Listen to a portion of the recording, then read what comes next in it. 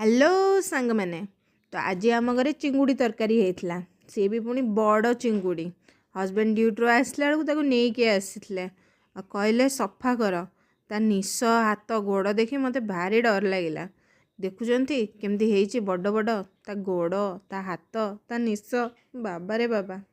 कईची बाहर करी ताकू सफा कर लगी सफा कर तो घंटे घंटे लगी जाइए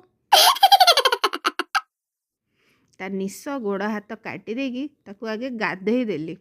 गाधे सारा पर ताकू लुण हल्दी रे बढ़िया मालिश करदेली तापर ताकू गरम गरम तेल रे भाजी पकेली पूरा चिड़ चिड़ चिड़ चिड़ आवाज होता देखा मस्त लगुला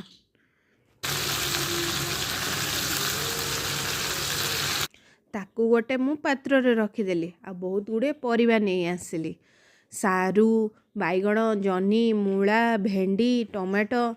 आउ साइड रे पियाज को चप चप करी काटिदेली आ अदा रसुण भी बाहर कर देइथली पेस्ट करने ये सब लंबा लंबा करी सब परिया काटिदेली ताकू देखे भाजी नेली भाजी देला परे सारू भी पके देइथली आउ जनी भी पके देइथली ताकू पुणी पके पुणी भाजी देली आउ अदा रसुण जीरा सोरिष सब मसला बाटी पकेइथली घी घी घी घी करिकी